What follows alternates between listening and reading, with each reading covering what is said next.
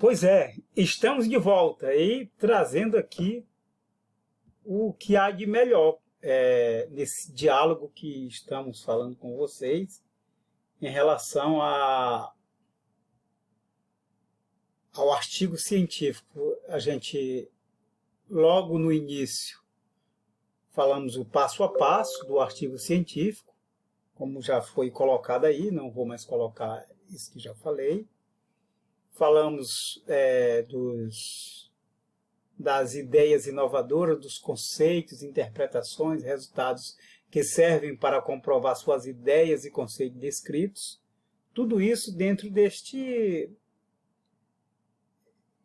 caldeirão, que é o título, o resumo, o abstrato, a introdução, e assim vai, sucessivamente. A gente trazendo. Quando a maneira de escrever, você deve apresentar concisão e precisão. Você tem que ser conciso naquilo que quer, preciso.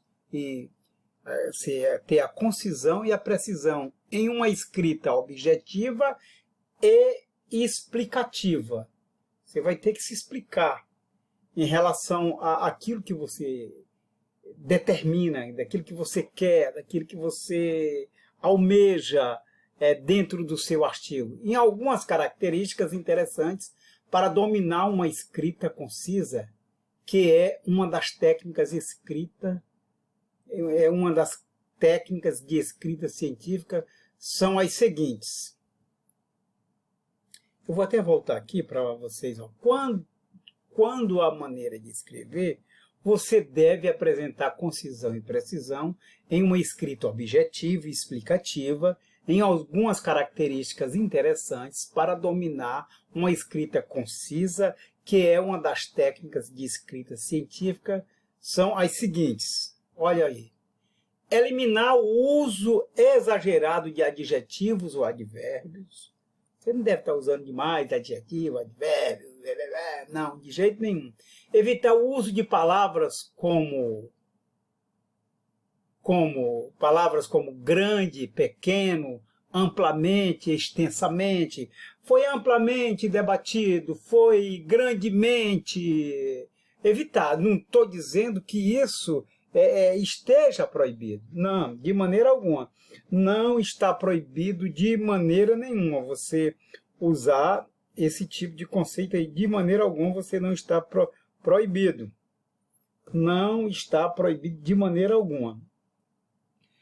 Eliminar palavras e expressões redundantes. Volta redonda. Não, você não vai estar dizendo volta redonda.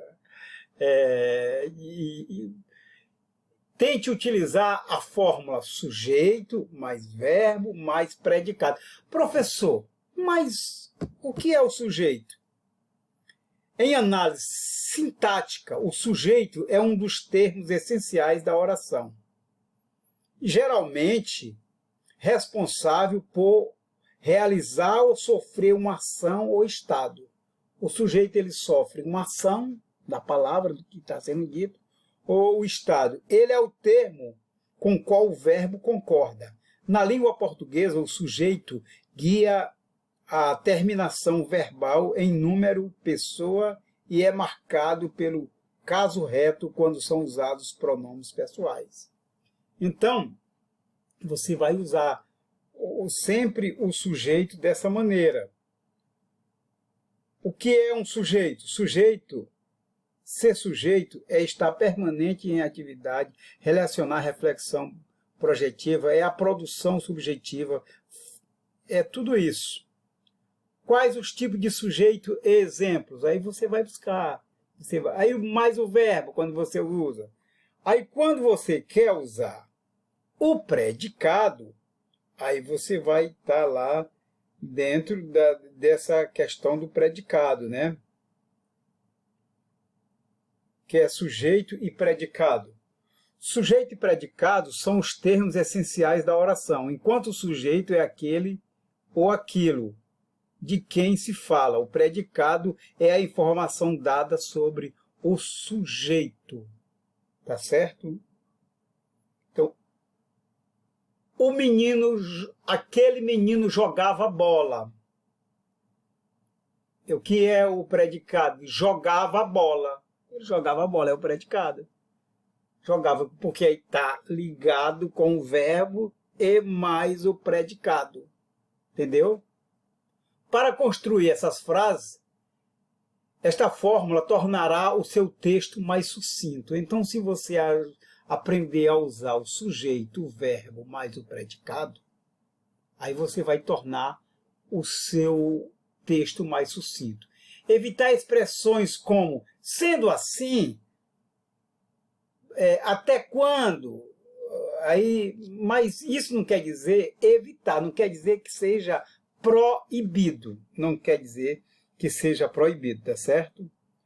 Mas isso não quer dizer de maneira nenhuma que seja proibido você usar. Por exemplo, vamos mais um exemplo do predicado aqui.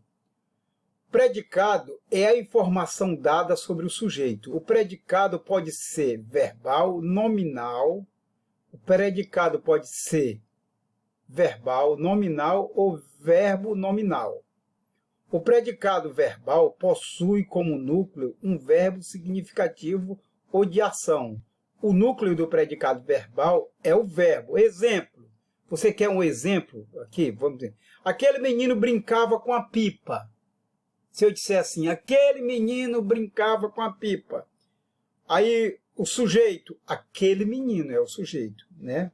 O núcleo do sujeito, o menino. O núcleo.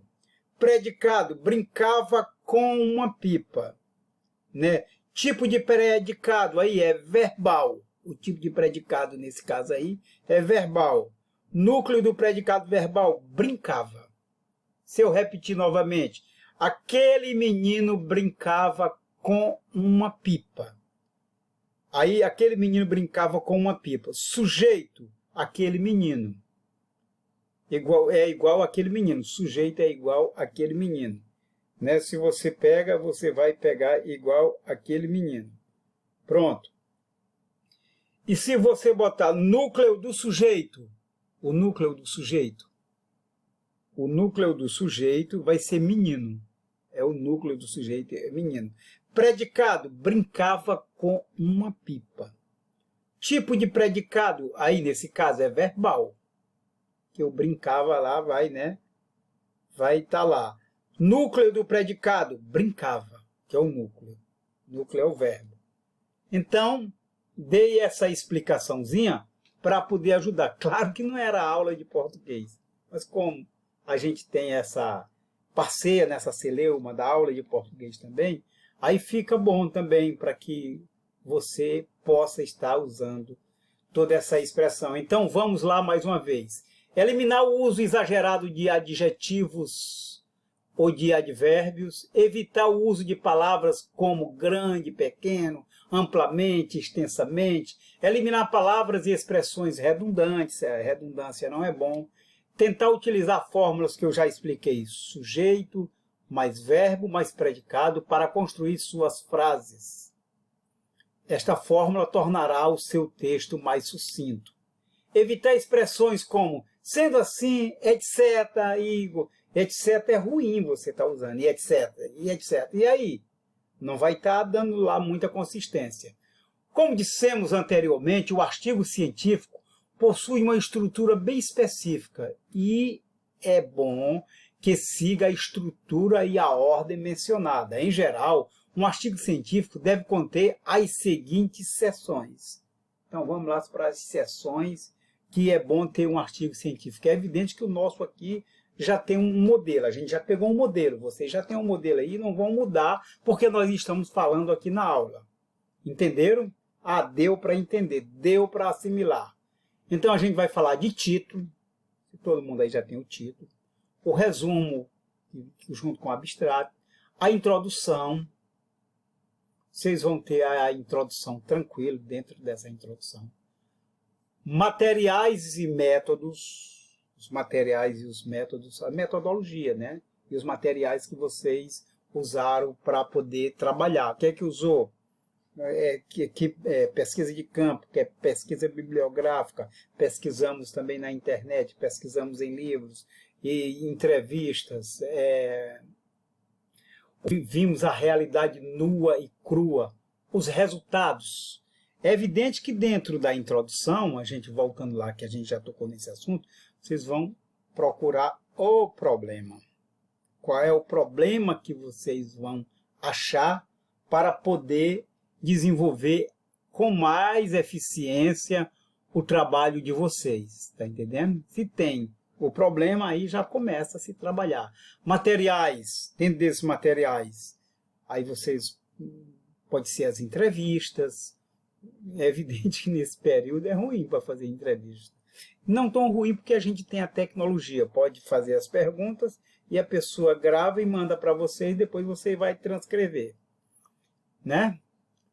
Tanto gravada, manda de um lado ou outro, ou escrita, o e-mail hoje também facilita, o WhatsApp facilita, e tantos outros recursos aí vão facilitar.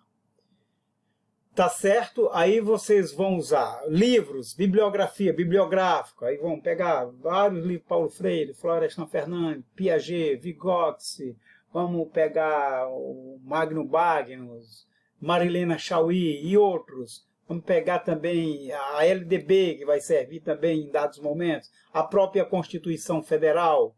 Aí todos esses resultados, a gente vai discutindo. Aí vem os resultados. Quais os resultados que vocês vão obter? Aí depois a discussão, que é a metodologia, a questão, a discussão que você vai ter é quando você vai dialogar com os teóricos.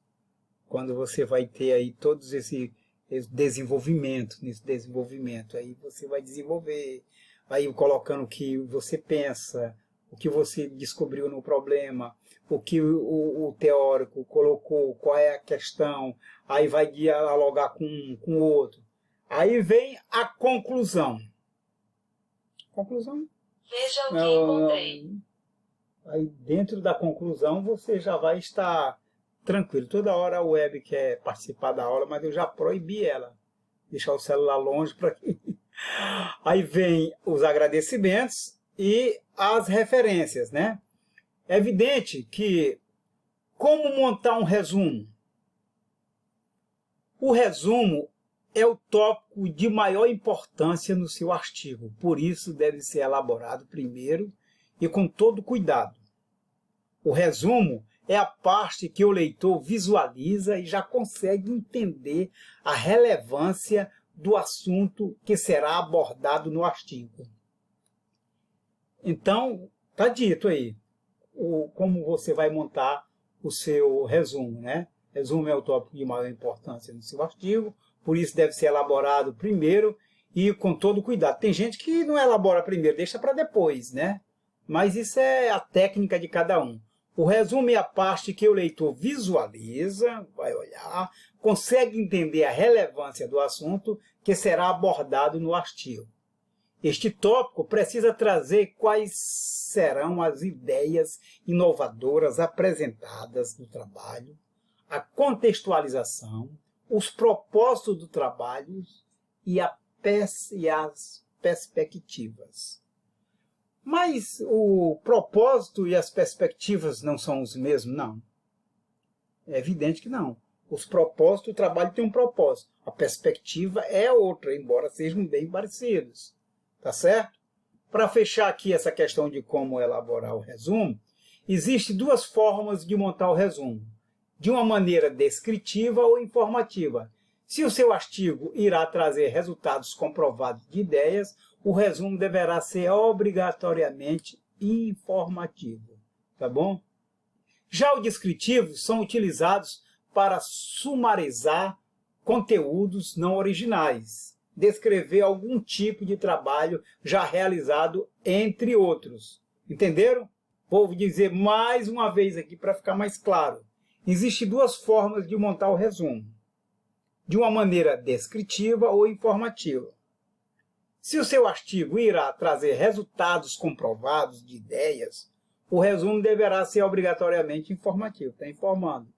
Agora, já os descritivos são utilizados para sumarizar conteúdos não originais, descrever algum tipo de trabalho já realizado, entre outros. Você já foi beber em outra fonte.